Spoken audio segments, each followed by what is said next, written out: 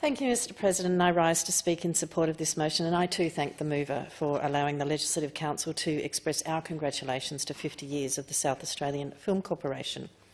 When introducing the bill that created the South Australian Film Corporation back in 1972, then Premier Don Dunstan saw it as a chance to, quote, rejuvenate the sluggish pulse of the local film industry, also to create an awareness in the community of the value of films. Well, what an impact this organisation has had. Recognising the value of our creative industry, from early productions like Storm Boy and Picnic at Hanging Rock, which are icons in the film world, to recent hits like Thor and Mortal Kombat, the South Australian Film Corporation has helped transform and form the South Australian film industry.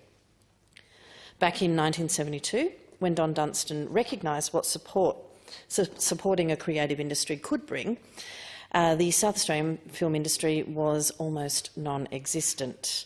There were a few films that had not performed too well, some TV commercials being made here, and really that was largely it. In 2019 to 20, the South Australian screen sector contributed $187 million into our state's economy. What a difference that 50 years of support has made.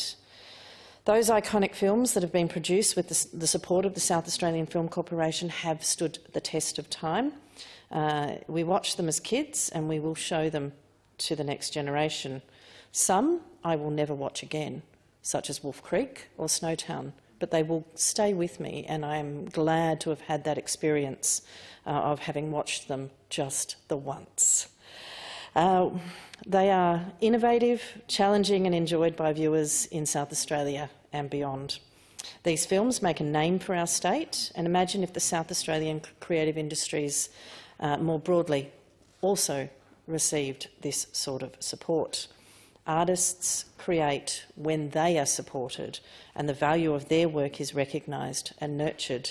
The arts in South Australia more broadly have been hit particularly hard, hit by COVID, hit by lack of funding, and hit by the lingering notion that an artist is meant to be somehow better if they are broke and hungry. The South Australian Film Corporation shows what happens when we support artists, and we support artists to create the value that they bring, and we would be remiss to allow other creative industries to stagnate when the passion, skill and the talent is clearly here in South Australia. We must support our arts, we must ensure our artists have a living wage, and indeed do away with the concept that we should have any starving artists.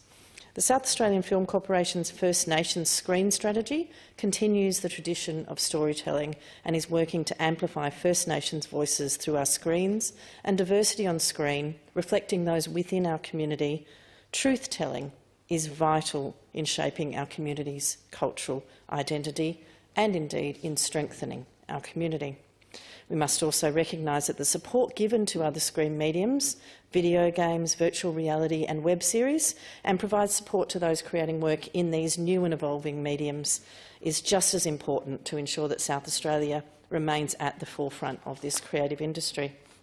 We've just heard from the Honourable Jing Lee, and no doubt others, about the success of the children's programming, Beep and Mort. Now, I don't have young children in my life that make me watch such things at the moment, but I'm very familiar with the work of Windmill over many generations and the role that children's theatre plays in our state that is recognised not just across Australia but across the globe. And this is where I just want to reflect on how important the eco-story of the arts is here to tell our stories. One of the iconic movies that I will watch time and time again that I quite enjoy is The Club, about a football club, and it's a Williamson icon about masculinity. Now, most recently I've actually watched it on the theatre, the Tessa Leong feminist reworking of The Club with an all-female cast, barely touching the original script, but reflecting on the Me Too generation and the status not just of football but of our society, was an incredibly powerful production to see in the Adelaide Festival Theatre in recent years.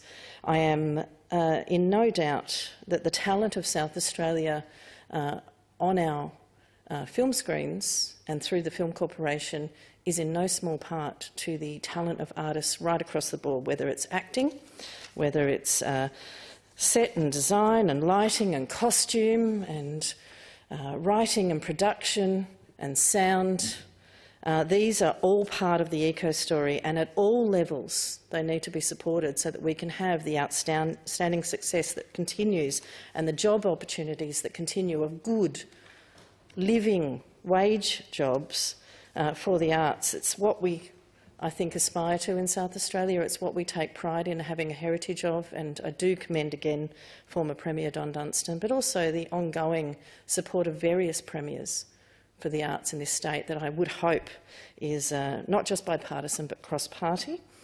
Whether it's guilty pleasures like Gymnastics Academy, because I love gymnastics and I wanted to be an elite gymnast at one point and I got way too tall and way too old for that, but I still love and I take great pride that we make that here in South Australia. Or a celebration of our music heritage as well in a film that I want to see sometime soon and didn't get to see during the SA made schedule of the recent film festival, Adelaide Film Festival showings, but I'm sure I'll get a chance soon. The Angels kicking down the door. I certainly